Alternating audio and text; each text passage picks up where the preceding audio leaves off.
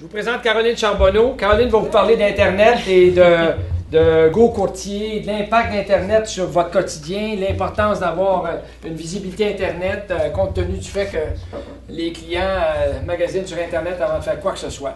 Caroline est gentille, elle me laisse traiter de ce sujet-là et de homestaging, malgré que je vous ai parlé beaucoup d'homestaging, mais on va juste faire un petit wrap-up là-dessus. Et moi, je disparais et Caroline prend la relève. Ça vous va? Ça vous va? Oui. Caroline va voir, là. Si Caroline veut faire le homestaging, ça nous dérange. Caroline, veux-tu faire le homestaging? Notaire. Évidemment, vous comprenez que ce sont des notes qui ont un peu d'âge. Quand on dit l'agent immobilier, il faut que je réactualise toutes ces choses-là. Le courtier immobilier devrait toujours être présent à la signature de l'acte de vente. Pourquoi?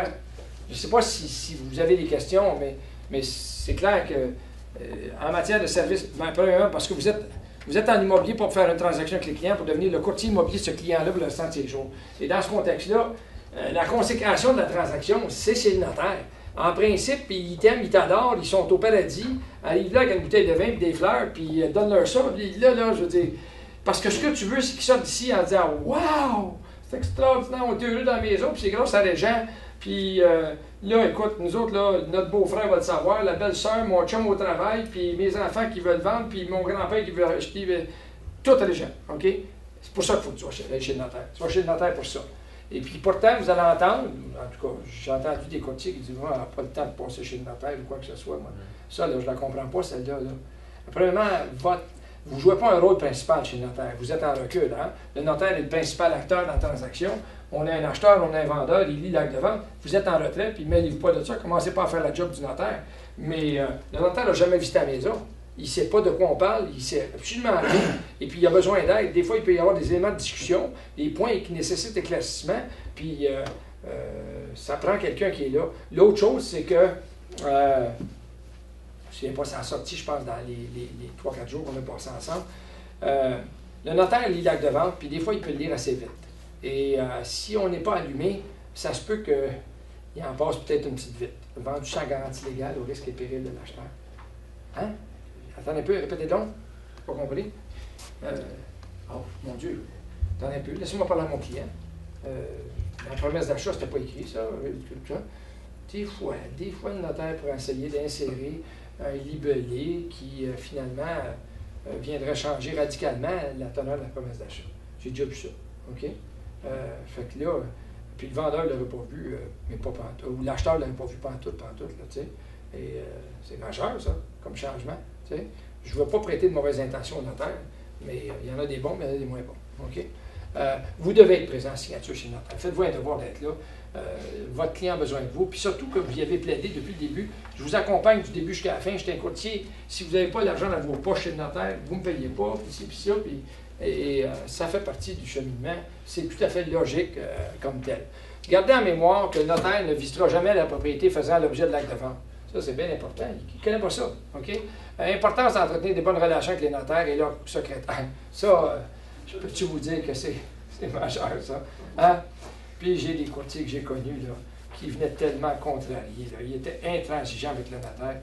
Là, il rentrait quasiment dans la boîte vocale du notaire puis il disait hein? Non, mais c'est parce que la transaction que je viens de faire avec Éric, mon client, l'acheteur, il appelle le notaire, puis là, évidemment, le notaire, tu ne te rends pas au notaire tout de suite, il faut que tu passes par son adjoint, qui vête toute l'affaire.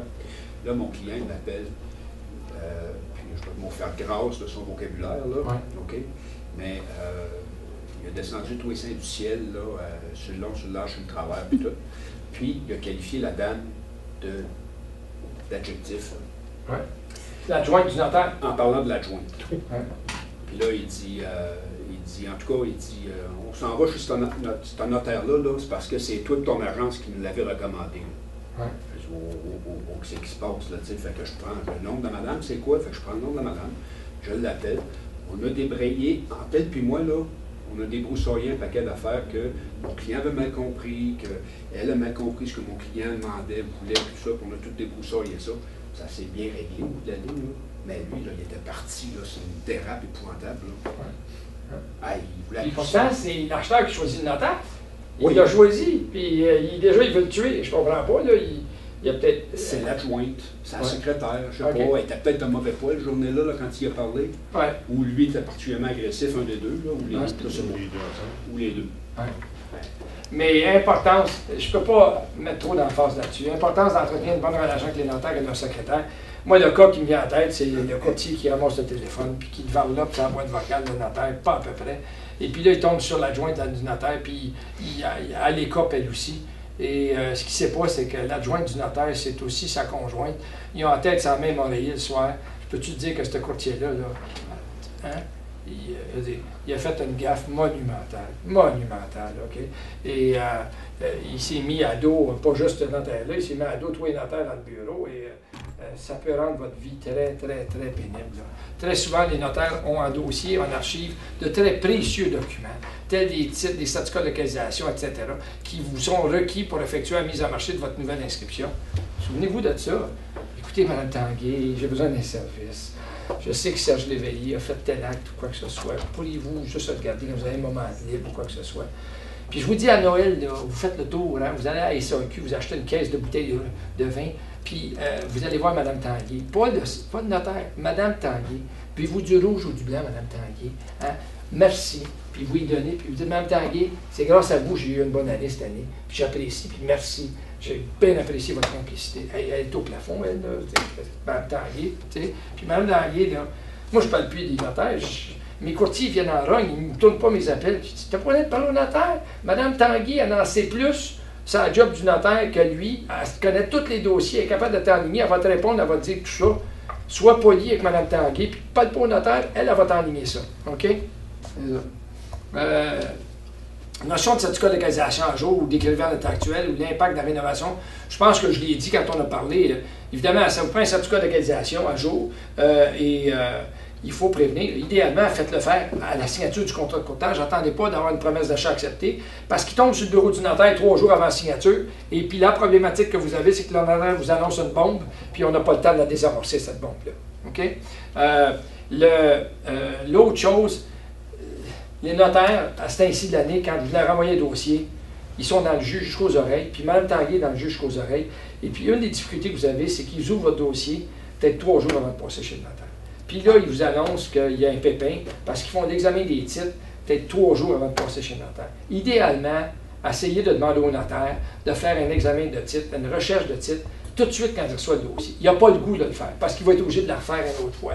Parce que entre maintenant puis 1 mois et demi plus tard, il va peut-être se passer des choses. Mais pourquoi on lui demande ça? Parce que s'il y a des pépins puis il y a des vices de titre, j'ai 1 mois et demi pour corriger ça, alors que 3 jours, je n'ai pas le temps. OK? C'est bien important. Puis vous voulez savoir si vous êtes en terrain solide. C'est quoi qui peut mettre en péril votre transaction? Hein? C'est quoi qui peut mettre... Une fois que les conditions de financement et d'inspection sont réalisées, on va présumer que votre acheteur et votre vendeur sont en santé, puis ils n'ont pas fait de foyer, ils ne feront pas faillite, puis ils ne mourront pas, puis rien de ça. Je veux dire, c'est quoi les bombes qui peuvent venir vous... C'est que le notaire fasse l'examen des titres, puis écoute, on a un vice de titre, ça va me prendre la signature ou un jugement ou quoi que ce soit. Peut-être qu'on peut le corriger en assurance titre, des choses comme ça. Ça, ou bien on certificat de localisation qui arrive à minuit moins 3 sur le bureau puis qui nous annonce qu'il y a un pépin. Essayez de gérer ça le plus vite possible. OK? Plus vite possible. Développez le réflexe de dire, peux-tu, s'il vous plaît? Puis quand tu as une belle relation avec un notaire, il va le faire. Il va le faire parce qu'il sait que tu y en envoies. Tu vas y en envoyer continuellement.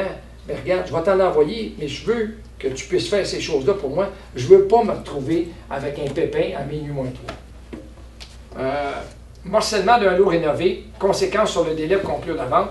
Un lot rénové, ça ne se vend pas en partie de lot. Vous ne pouvez pas séparer ça et dire vends-en à moitié ou vendre partie d'un lot. Impossible, je vous l'ai dit. Il faut recadastrer, resubdiviser. On a une opération cadastrale, l'arpenteur rentre là-dedans, le ministère doit donner un numéro et on parle de 2 mois, 3 mois avec des frais. Frais honoraires, ne magasinez pas les frais de notaire pour vos clients. Faites jamais ça. OK? Faites jamais ça. Il y a des courtiers qui ont fait ça, puis ils sont mis à dos des notaires. Surtout, je peux vous dire que les notaires, quand tu regardes, formation universitaire avec membres d'un ordre professionnel, puis la guerre, la concurrence est très vive chez les notaires. Ils sont obligés de faire des transactions. Là. Écoutez, les notaires chargent 1000 $, 1000, 1500 $, 1200 $, acte de vente, acte d'hypothèque, tout inclus, quoi que ce soit. Je pense que c'est le même tarif qu'ils chargeaient il y a peut-être 5 ans. Il y a eu de la concurrence là-dedans. Et là, vous arrivez. Pas vous, mais un courtier, pas chez nous, là, un tout croche, qui a une 7e année forte, puis qui a passé son permis, il a passé juste, et puis lui, il fait une transaction, puis il y a 22 000 $ de commission qui rentre, OK? Et puis là, il prend le téléphone, puis il dit à son client, attends un peu, moi, t'en trouver un notaire, moi, tu vois ça. Prends le notaire, hey, écoute, c'est Jean-Paul, là, comment tu charges, toi, pour la transaction, là? Il vient de vendre une maison, 250 000, là, ça. Combien? 15? Des becs trop cher? Ouais, non, ça n'a pas de bon sens. Fais-moi ça un meilleur prix, sinon on l'envoie ailleurs ou quoi que ce soit. Hey, moi, je suis un notaire, je vous tuerais. Hein? Surtout. Puis le notaire est obligé de donner avec un sourire 22 000 $, une espèce de tout croche qui vient même pas chez le notaire, puis qui engueule, puis tout ça. Les notaires, là, quand ils ont une chance de se revenger, soyez sûrs qu'ils vont le faire. OK? Ils vont le faire. Tout ça. Vous ne magasinez pas. C'est des professionnels. Regardez, on a 3-4 bons notaires avec qui on travaille. On fait équipe. Prenez le téléphone, appelez-le. Enregistrez. Moi, je ne me mêle pas de ça. OK? C'est tout ce que vous faites. Prenez du monde avec qui vous avez... C'est important de choisir un bon notaire. Choisir un notaire qui va retourner vos appels. Parce que le client va choisir un notaire, puis là, quand on a des pépins, puis il veut en savoir plus, si Mme Tanguy ou Mme Toupin, l'adjointe, puis lui, il ne retourne pas les appels, là, tu viens bleu. Là, OK? Là, tu viens bleu, puis là, ça peut mettre en péril ta transaction. Donc, travaillez donc. Puis c'est pour ça que tu l'expliques au client. Tu dis, regarde, je vous envoie là où je vous recommande d'utiliser ces personnes-là, pas parce qu'on a des ristournes, pas parce qu'on a... Parce que je sais que si on a des problèmes, on va le savoir rapidement, puis on va être capable de corriger ça. Vous voulez déménager pour telle date? Moi, je peux vous assurer que si on prend ces professionnels-là, on va être capable de déménager pour telle date. C'est comme ça que vous le vendez. Donc, ne magasinez pas les notaires pour vos clients. Laissez plutôt votre client faire son embauche. Des documents à remettre, entre autres la promesse d'achat, tous ces annexes, copie du certificat d'égalisation, copie des titres, etc. Assurance titre, pourquoi, coût, qui paye. Quand on a un problème, des fois, l'assurance titre peut régler la transaction, permettre au créancier de prêter malgré qu'il y a un vice de titre et aller de l'avant parce qu'il y a un assureur qui a décidé d'indemniser ou assurer la responsabilité dans l'éventualité où il y a un problème. Préoccupation ou occupation par l'acheteur avant signature, risques et recommandations. Je vous en ai parlé de la grand-mère, là. OK? Souvenez-vous de la grand-mère, OK? Test d'eau de moins de 6 mois, payable par qui? Bien, je vous ai dit... les institutions financières exigent un test bactérie coliforme, pas physico-chimique.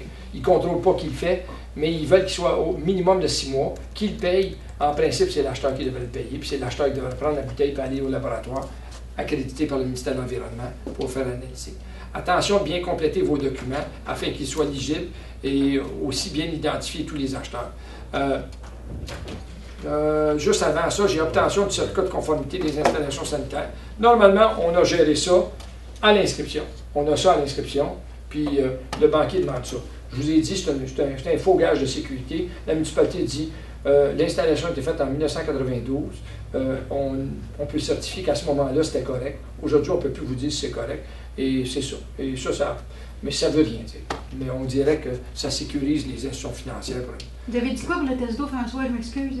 Test d'eau? J'ai eu un appel. Test d'eau, bien, évidemment, ça vous prend un test d'eau si vous n'êtes pas raccordé à l'aqueduc municipal. Et il faut que les institutions financières exigent bactéries coliformes, pas physico-chimiques. Il faut que ça soit moins de 6 mois. Qui le paye? Normalement, c'est à l'acheteur de payer. Parce que c'est son prêteur qui le demande. OK? Attention, bien compléter vos documents afin qu'ils soient éligibles. J'ai des courtiers très compétents, mais qui écrivent terriblement mal. Et Instaform, là, qui remplace Webform, c'est magique, ça. OK? Moi, demain matin, je deviens courtier sur le chemin comme vous, là. J'ai une petite imprimante avec des batteries, j'ai du papier et j'ai mon ordinateur. J'arrive chez le client. Moi, les papiers sont professionnels, c'est ça. Écoutez, ça tient un peu du spectacle aussi. Là. Il y a un show là-dedans. Là, tu arrives là, tu montes ça, parfait, on l'a imprimé. Regardez ça, faites pas votre affaire, déchirez ça, on en fait un autre, on le corrige, quoi que ce soit. Mais c'est comme ça qu'on devrait travailler. Surtout si vous écrivez mal, on ne peut pas de vous lire. Parce que des fois, tu regardes le document, tu n'as pas l'individu devant toi. Tu te dis, wow, il vous juge basé sur la qualité d'écriture. Et des fois, ça peut être des jugements qui sont sévères. Assurance bâtiment. Prévenez vos acheteurs de ne pas attendre à la dernière minute pour obtenir la lettre de couverture d'assurance. Je vous l'ai expliqué, vous avez une section assurance là-dedans. Là. Il y a un paquet de problèmes qui peuvent survenir. Là-dessus.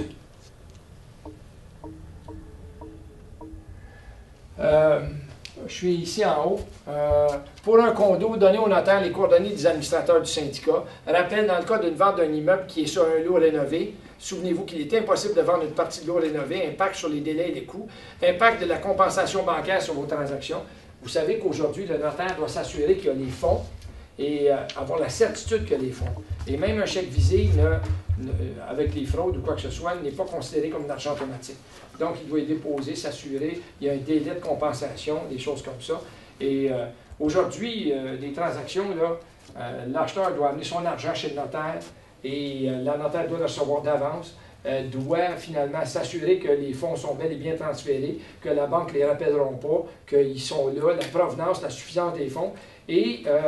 Et après ça, il vous convoque avec une date de délai de peut-être une semaine pour signer l'acte de vente. On ne signe plus, on ne peut plus signer de l'hypothèque et l'acte de vente en même temps. On signe l'hypothèque avant, on reçoit les fonds, on s'assure que les fonds sont là, puis après ça, on convoque. Donc, prenez en considération qu'il y a des délais. Et quand vous êtes dans une chaîne de transactions où votre vendeur devient un acheteur, et surtout s'il ne prend pas le même notaire, le notaire va émettre un chèque à votre vendeur, parce qu'il vient de vendre sa propriété. Lui, il prend cet argent-là, il le met chez un notaire pour acheter. C'est sa mise de fonds pour acheter. Et là, le nouveau notaire doit attendre, attendre que ça passe, tout ça. Fait qu'on a des délais dans les chaînes de transactions qui sont plus longs qu'ils étaient avant. OK? Si vous prenez le même notaire, bien, le notaire peut attester du fait qu'il y a l'argent. Et là, ça va aller un peu plus vite à ce moment-là. OK? Dans le cas d'une chaîne de transactions, n'oubliez pas qu'il y a toujours un délai pour obtenir les déboursés. Présentation de la lettre type au notaire, vous l'avez dans votre... normalement, ce que vous voulez faire, c'est que vous voulez absolument que Mme Tanguay, l'adjointe du notaire, vous avise d'avance quand est-ce que la signature va. Pas qu'elle t'appelle à 2 heures cet après-midi. Écoutez, M. Léger, on signe à 5 heures. Ben, ça ne marche pas, là, tu sais. Puis, si elle fait ça une fois ou 2 fois, tu dis, Mme Tanguay, on ne pourra pas travailler ensemble. Moi, je me fais un devoir d'être présent, mais si je ne le sais pas d'avance, je dis ça ne marche pas. Elle va aviser mes clients, quoi que ce soit. Elle va comprendre. Si elle veut travailler avec toi, elle va t'avertir longtemps d'avance. On signe telle date. Est-ce que c'est correct avec vous-même? OK? C'est ça. Souvenez-vous que le notaire n'a jamais vu à la maison. Le notaire peut vous aider très fréquemment à comprendre et interpréter certains documents. Ça, c'est là. Moi, je reçois des appels, là, puis honnêtement, il y a des appels où je ne suis pas capable de répondre. Puis je dis, regarde, as-tu un notaire avec qui tu travailles? Oui, bien appelle-la ou appelle-le, puis il m'en dit, parce que ça devient complexe, puis dans certains cas, pour avoir l'air intelligent, je vous dis, donne-moi 5 minutes, puis j'appelle un notaire, puis il me dit la réponse, puis je te rappelle, puis j'ai de l'air intelligent, mais dans le fond, c'est le notaire qui m'a aidé. Tu sais, hein?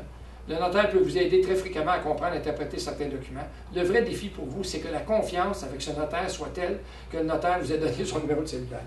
Ça, c'est tout un défi. Si vous êtes capable d'avoir le numéro de cellulaire du notaire, ça veut dire que vous êtes en relation de confiance. Ça veut dire que tu peux l'appeler le samedi après-midi puis le dimanche matin. Des cas complexes, des successions, les vendeurs inaptes, les acheteurs non résidents, les vendeurs non résidents. Dans l'intérêt de tous les parties, demandez au notaire instrumental d'effectuer le plus tôt possible l'examen des titres. Pourquoi pensez-vous? Ben, je vous l'ai dit. Est-ce que ça va? Hein? Le notaire, c'est un incontournable. Vous n'avez pas le choix. C'est un pas de payage, vous êtes obligé de passer par là.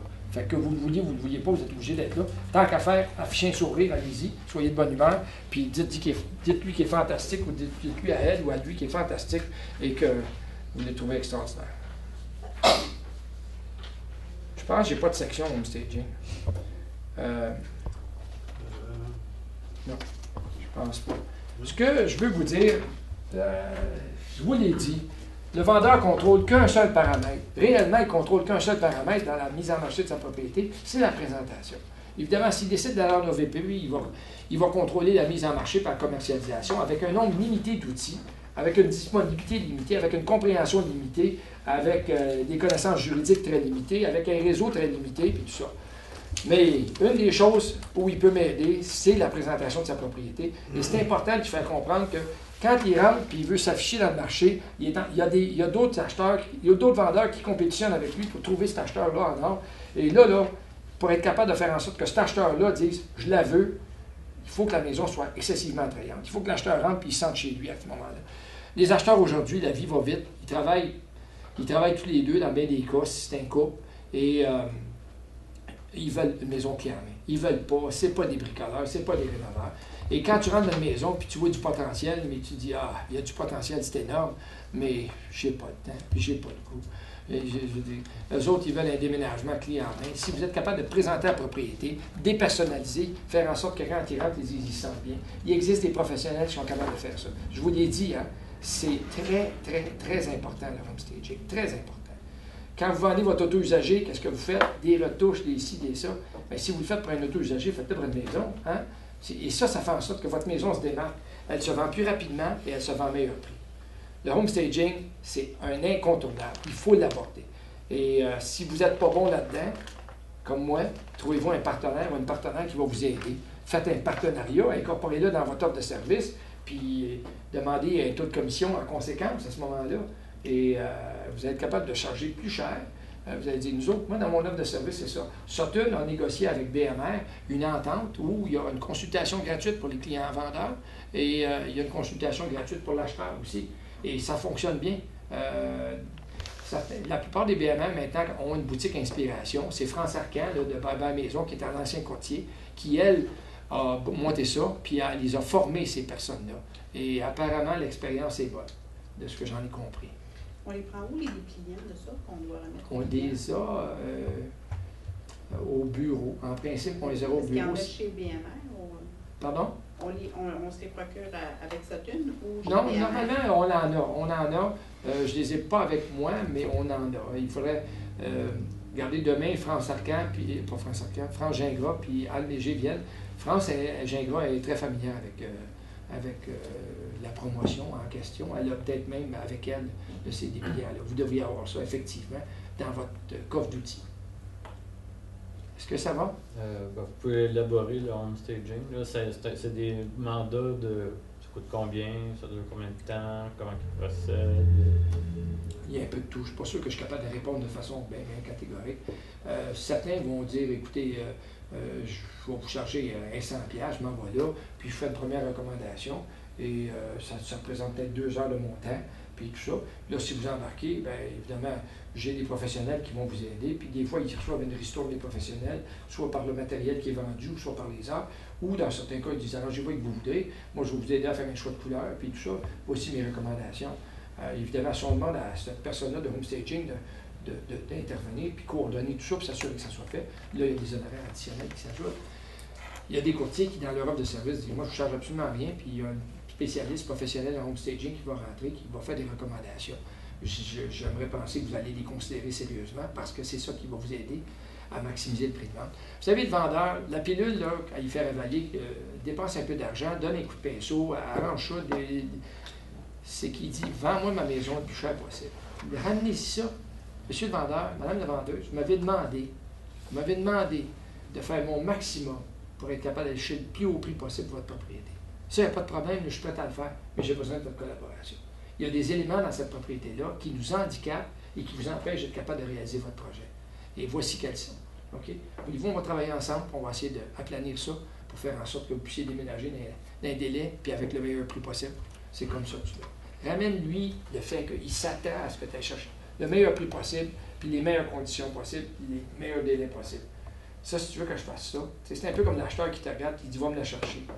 Si tu veux que j'aille te chercher cette maison-là au prix que tu veux, il faut que tu m'aides. Donne-moi des outils. J'ai besoin de choses. Tu vas rencontrer mon démarcheur hypothécaire, tu vas te faire préautoriser avec rapport de crédit. On va tout gérer ça. On va réduire les délais de la condition d'inspection. On va réduire les délais de la condition de financement. Aide-moi à t'aider. Donne-moi un chèque visite de 50 000 $. OK, on va faire ça. Moi, je vais rentrer, là, puis on va s'arranger pour que la mâchoire du vendeur décroche, puis que je sois capable de passer à côté de l'offre de Marcel, puis l'offre de Régent. C'est ça que je veux faire. C'est ça que ça fait un professionnel. OK? T'as vu la maison? Attelle-toi, moi t'aider. Moi, aller te la chercher. Moi, aller te la chercher au meilleur prix possible, là, puis on va aller se battre, puis tout ça. On ne fera pas sauter à cause d'inspection. OK? Fait que j'ai pas répondu à ta question. Hein? C'est le client qui paye ça? En bout de ligne, s'il y a du pinceau, puis il y a des rénaux, puis tout ça, oui, c'est le client qui paye. Okay. Mais les recommandations d'un professionnel, normalement, tu peux faire un genre de partenariat avec la personne, puis dire, écoute, change-moi un fixe, là, puis on va rouler. Mais regarde, je ne veux pas te charger à mes clients. Je ne veux pas arriver et dire, écoutez, home staging, regardez, c'était inclus dans mon offre de service. Il y a un spécialiste qui va rentrer, qui va vous faire des recommandations. Ça ne me coûte absolument rien. Mais je vous demanderai d'être sensible aux recommandations et de bouger rapidement parce qu'on va mettre votre propriété dans une vitrine où elle va être à son meilleur. Est-ce Et ça va? C'est bon? Super. Go Courtier. Hey, merci. Moi, j'ai terminé. Merci. Vous savez pas? Vous savez pas? Moi, demain, je prends l'avion. Je m'en vais en France. Pour 10 jours, on va faire la traversée des Alpes en vélo pendant 10 jours de temps. Fait que je vais penser à vous demain, puis après-demain. Oui, mais ça. Merci.